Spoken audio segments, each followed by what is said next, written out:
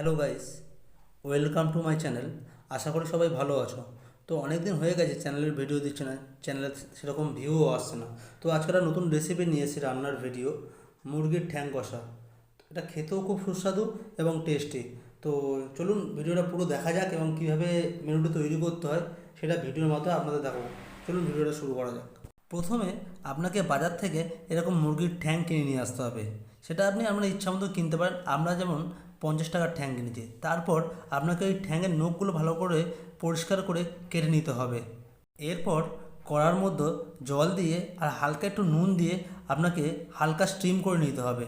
আমরা যেমন করছি, জলের মধ্যে হালকা ফুটিয়ে নিচ্ছি, জাস্ট হালকা, খুব সিদ্ধ করলে হবে না। মুরগির ঠ্যাং সিদ্ধ হয়ে যাওয়ার পর আস্তে আস্তে আপনাকে একটা একটা করে ছাড়িয়ে নিতে হবে। আমরা যেমন ভিডিওতে আপনাকে দেখাচ্ছি ঠিক সেইভাবে আস্তে আস্তে উপরের যে চামড়াটা ওটা আস্তে আস্তে ছাড়িয়ে নিতে হবে। নিয়ে তারপর একসঙ্গে সব ভালো করে জল দিয়ে ধুয়ে নিতে হবে। এরপর তোমাকে পরিমাণ মতন আদা, রসুন, পেঁয়াজ, টমেটো, কাঁচা লঙ্কা কেটে নিতে হবে। আমাদের ঠ্যাঙের পরিমাণ অল্প, সেই জন্য আমরা অল্প পরিমাণ আদা, রসুন, পেঁয়াজ, টমেটো কেটে নিয়েছি। আদা, রসুন আর কাঁচা লঙ্কা শিলনোড়া দিয়ে বেটে ভালো করে পেস্ট তৈরি করে নেবো। তোমরা মিক্সিতেও করতে পারো। আমরা মিক্সিতে করলাম না, কারণ শিলনোড়াতে করলে একটা আলাদা টেস্ট হয়। এরপর আমরা প্রথমে কড়াইয়ে তেল দেবো এবং তেলটা গরম হলে একদম সামান্য পরিমাণে একটু চিনি আর পেঁয়াজটা দিয়ে ভালো করে নাড়াচাড়া করব। পেঁয়াজটা হালকা লালচে হলেই তারপর আমরা ওর মধ্যে টমেটো দিয়ে দেবো, দিয়ে নাড়াচাড়া করব। টমেটো দিয়ে নাড়াচাড়া পাওয়ার পর পরিমাণ মতন কাঁচা লঙ্কা, ওই ধরুন 4-5 পিস কাঁচা লঙ্কা দিয়ে দেবো।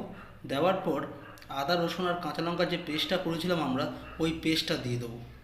দেওয়ার পর ধনে গুঁড়ো, কাশ্মীরি লঙ্কা, জিরে গুঁড়ো, একটু পরিমাণ মতন হলুদ আর পরিমাণ মতো নুন দিয়ে দেবো।